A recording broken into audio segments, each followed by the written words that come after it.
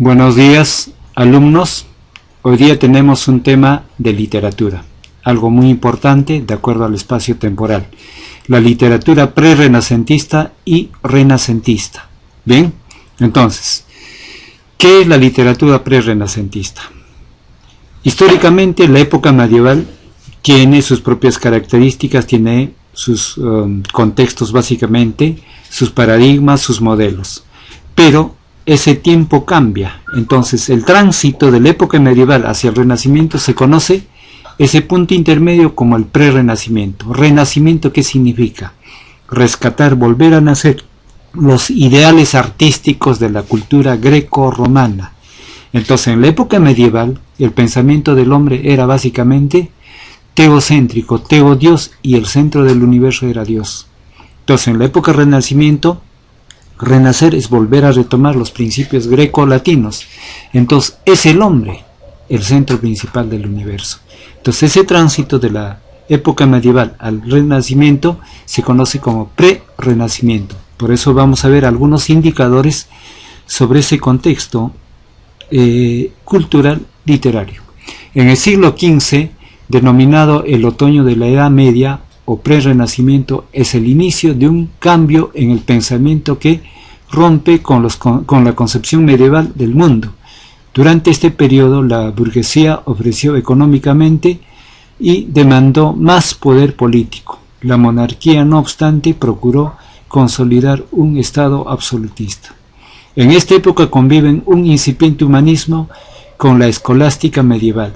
En el campo literario se traducen textos grecolatinos.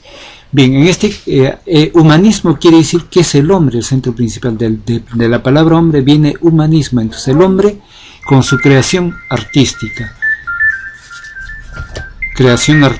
su pensamiento, las obras literarias. Ahora, el Renacimiento. El Renacimiento, después de este periodo pre-renacentista, viene el Renacimiento propiamente dicho. El humanismo del siglo XV da paso al Renacimiento. O sea, el hombre con sus ideales artísticos. En España este periodo no tiene una fecha exacta de inicio, porque la separación entre la Edad Media y Renacimiento no es clara ni tajante. El Renacimiento se podría tomar como un punto de partida, ¿no?, las muertes de Enrique IV de Castilla y Juan I de Aragón e Isabel de Castilla. Son contextos de los monarcas que habitaron, que gobernaron en este espacio temporal. Pero también está la presencia de la guerra contra los moros, porque los moros en el año 711 habían invadido la península ibérica y los castellanos o los reinos católicos luchan por liberar la península ibérica. Bien, entre los representantes tenemos en el humanismo básicamente a Jorge Manrique, ¿no?, como uno de los primeros, y también en esta etapa surge la presencia histórica del descubrimiento de América por Cristóbal Colón y la primera publicación de la primera gramática del castellano. Bien, entonces, también tenemos otro autor importante, Fernando de Rojas y García Rodríguez. En la literatura renacentista está Fray Luis de León, autor también de otro de la literatura que converge a una literatura picaresca que es el Lazarillo de Tormes. Bien, luego veamos a uno de los principales representantes. Jorge Manrique fue un caballero medieval de formación culta que acompañó en las múltiples batallas a su padre, que a la muerte de su padre sintió un gran sentimiento de tristeza, le conmovió el alma y crea una composición poética muy elegante. El poeta Garcilaso de la Vega dice que estos versos debían decirse o escribirse con letras de oro. Desde luego que es una belleza. Esos versos, más que todo, es el pensamiento de la época medieval.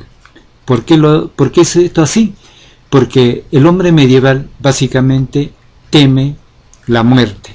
Entonces, en estos versos hace una manifestación reflexiva de lo que es la vida y de lo que es la muerte. ¿A raíz de qué? Motivado a raíz de la muerte de su padre en una de las tantas batallas ve morir a su padre y, motivado por ese acontecimiento de tristeza, melancolía, compone estos versos tan bellos. Dice: nuestras vidas son los ríos que van a dar en la mar, que es el morir. Allí van los señoríos, derechos a se acabar y consumir. Allí los ríos caudales, allí los otros medianos y más chicos, y allegados son iguales, los que viven por sus manos y los ricos.